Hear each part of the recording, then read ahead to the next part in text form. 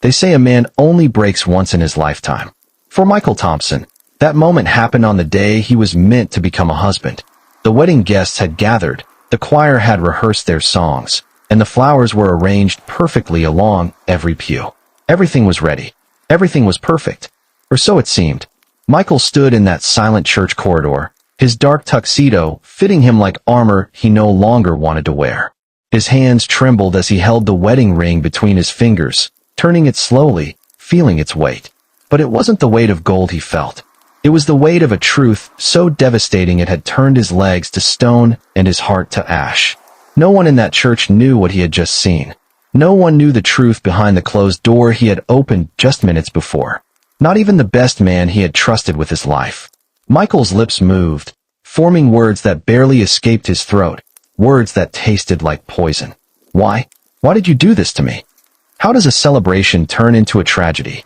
How does love, pure and hopeful, turn into betrayal so deep it shatters a man's soul? And why did the bride, beautiful Sarah Lopez, gentle and adored by Michael, make a choice that would destroy everything they had built together? What happened behind that door? What secret were they all trying to hide? And how long had this been going on right under Michael's nose, hidden behind smiles and rehearsed vows? These are the questions that will haunt you as this story unfolds. Because this is not just a story about a wedding that never happened. This is a story about trust, loyalty, and the devastating moment when both are ripped away from the person who believed in them the most. This is the story of Michael Thompson, a man who thought he knew the people he loved, until the day he realized he never truly knew them at all. Michael Thompson grew up believing loyalty was the highest form of love. His father taught him that a man should be strong, faithful, and true. In their small Midwestern town, those values weren't just words.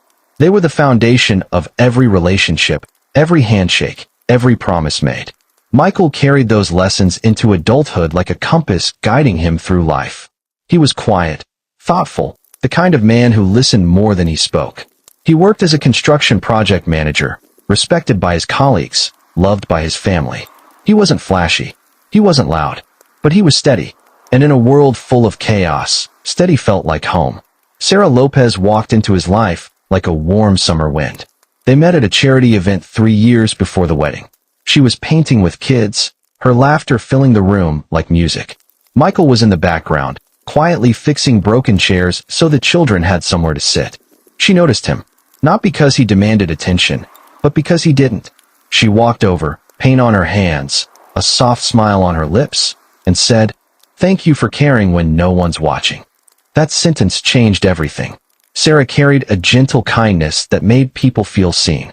But she also carried a complicated past. A broken engagement years before. A childhood marked by her parents' bitter divorce.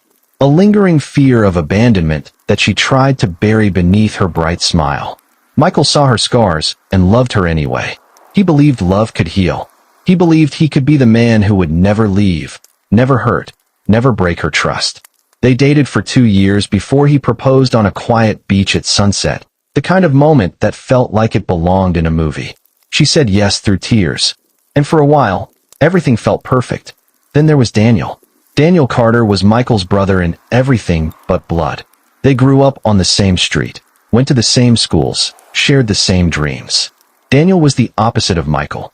Loud, charismatic, the kind of guy who could walk into a room and own it within minutes. He was a sales executive, always dressed sharp, always confident. While Michael built things with his hands, Daniel built connections with his words. They balanced each other. Michael grounded Daniel. Daniel pushed Michael to take risks. They trusted each other with their deepest secrets, their greatest fears. When Michael proposed to Sarah, there was no question who the best man would be. Daniel stood beside him, grinning, clapping him on the back. "I'm so happy for you, brother," he said. And Michael believed him. They all believed this wedding would bind them forever. Sarah and Michael. Michael and Daniel. A triangle of trust and love. None of them knew it would be the day everything shattered. Before we dive deeper, let us know in the comments where you're watching from. We'd love to hear from you. And if you're new here, click on the subscribe button so you never miss any of our upcoming videos. The morning of the wedding arrived with golden sunlight streaming through the church windows. Michael woke up early, unable to sleep, his heart pounding with anticipation. He stood in front of the mirror, adjusting his tie, practicing his vows under his breath. Today was the day he had dreamed about. Today, Sarah would become his wife. Across town, Sarah sat in the bridal suite, staring at herself in the mirror. Her makeup was flawless, her dress stunning, but her hands wouldn't stop shaking. Her maid of honor, Jessica, noticed. "Sarah, you okay?" she asked, kneeling beside her. Sarah's voice came out in a whisper. "I'm scared. I don't know if I'm ready." Jessica squeezed her hand. "It's just nerves. Every bride feels this way." But Sarah shook her head, tears welling in her eyes. "It's not just nerves, Jess. She couldn't finish the sentence, because the truth was too heavy to speak aloud. A knock on the door interrupted them. Daniel stepped inside, dressed in his tuxedo, his smile confident, but his eyes holding something unreadable. "Can I talk to Sarah alone for a second?" he asked. Jessica hesitated, but eventually nodded and left the room. The door closed. Daniel walked over to Sarah, standing too close, his voice dropping to a low murmur. "Calm down. You're just nervous," he said, his hand resting on her shoulder, then sliding down her arm too gently, too intimately. Sarah looked up at him, her breath catching. "Daniel, we can't." "I know," he said, cutting her off. But his eyes lingered on her lips a moment too long. And then it happened. What should never have happened. What had been happening for months in secret hotel rooms, in late-night phone calls, in stolen moments when Michael was working late. It happened again, right there, in the bridal suite, on the morning of her wedding. Meanwhile, Michael stood in the church hallway, checking his watch. The ceremony was about to start, but he wanted to see Sarah one more time, to tell her how much he loved her before they stood at the altar. He walked toward the bridal suite, his heart light, his smile wide. He knocked on the door. No answer. He knocked again. Still nothing. A strange feeling crept up his spine, cold and sharp. He tried the handle. It was unlocked. He pushed the door open, and the world stopped. Some doors, once opened, can never be closed. Michael stood frozen in the doorway, his mind refusing to process what his eyes were seeing. Sarah, Daniel, together, in a way that left no room for misunderstanding. The wedding ring slipped from his fingers and hit the floor with a soft metallic sound that echoed like thunder in his ears. Sarah gasped, pulling away, her face going pale. Daniel turned, his expression shifting from shock to guilt to something that looked almost like fear. But Michael didn't say a word. He just stood there, staring, his soul cracking in real time. Then he stepped back, closed the door, and walked away in silence. If this story has your heart racing, comment, "I'm still watching." Let's see who's truly following this journey to the end. Michael walked through the church corridor like a ghost. The sounds around him felt muffled, distant, as if he were underwater. Guests greeted him with smiles, but he didn't see them. His mother noticed immediately. She grabbed his arm, her face filled with concern. "Michael? Baby, what's happening?" she asked, her voice tight with worry. He looked at her, his eyes hollow. "Mom, I can't do this." "Can't do what?" "Michael, the ceremony is about to start." He shook his head slowly, his voice barely a whisper. "I can't marry her." His mother's face went pale. "What are you talking about? What happened?" But Michael couldn't answer. The words were trapped in his throat, tangled with betrayal and heartbreak. He pulled away from her and walked outside into the sunlight, feeling its warmth but finding no comfort in it. Every step felt like walking through fire. Every heartbeat felt like betrayal.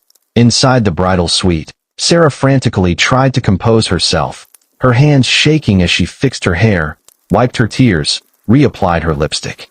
Jessica rushed back in. "What's going on?" "I just saw Michael walk outside looking like..." Sarah cut her off. "Did he say anything?" "No." "But Sarah, he looked broken." Sarah's phone buzzed. A text from Daniel. "Does he know?" Her heart sank. She texted back with trembling fingers. "I don't know. He walked in. He saw the door open. I don't know what he saw." But deep down she knew.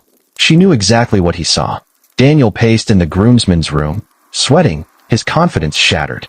Another groomsman, Kevin, noticed. "Dude, you okay? You look like you're about to pass out." Daniel forced a laugh. "Yeah, just wedding jitters, you know?" But it wasn't jitters. It was guilt. It was fear. It was the realization that he had just destroyed his best friend's life.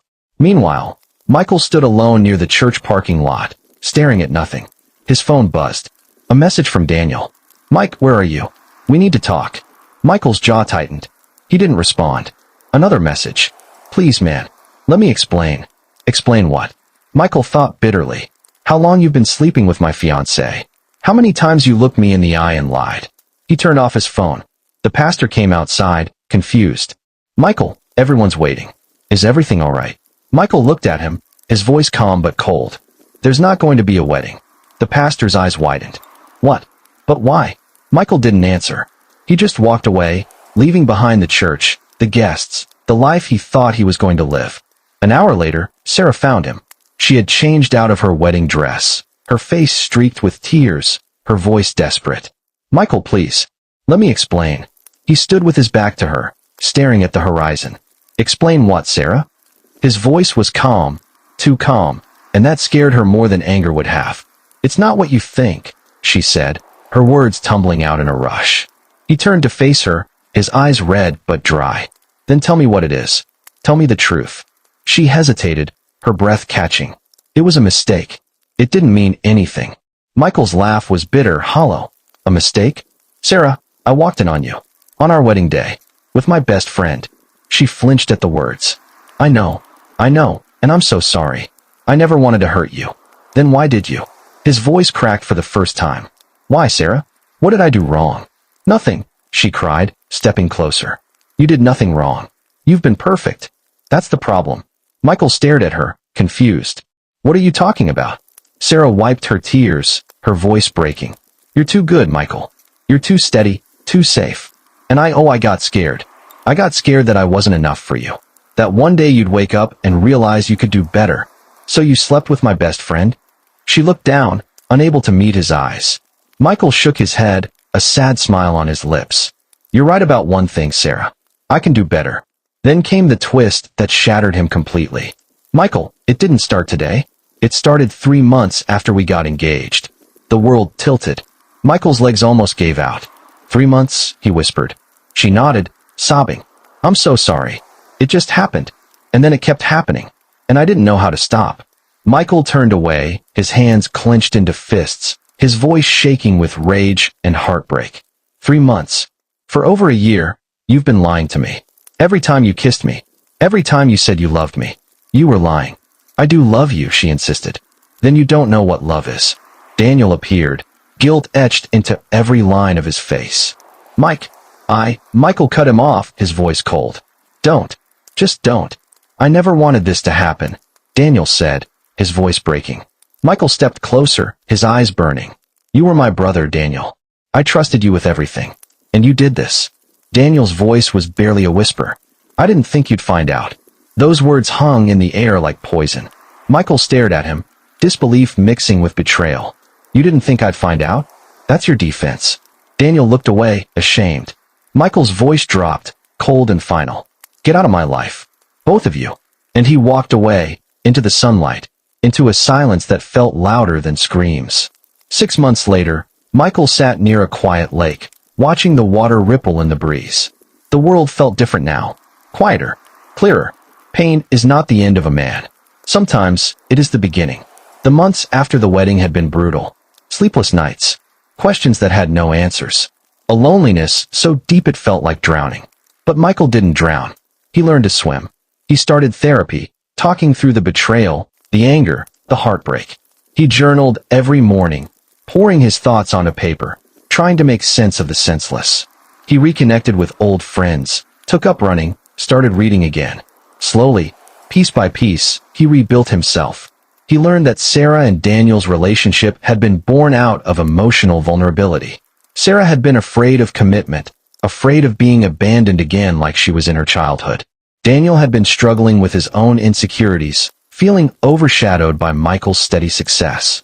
None of it excused what they did, but understanding it helped Michael let go. Forgiveness didn't come easy. It wasn't a single moment or decision. It was a process, a daily choice to release the bitterness, to stop letting their betrayal define him. He forgave them, not because they deserved it, but because he deserved peace. Forgiveness is the final door a wounded heart must open, not to let others in, but to let peace out.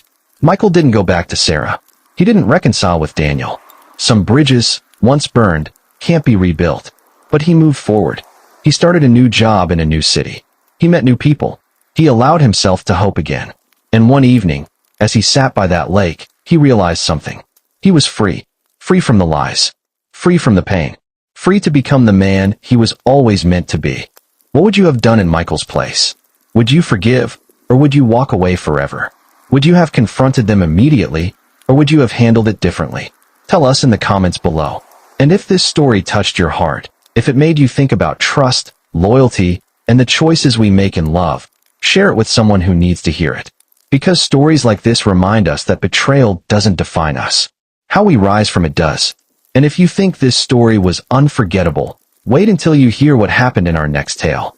Subscribe for more timeless stories that will touch your heart and keep you thinking long after the video ends. Thank you for watching. Until next time.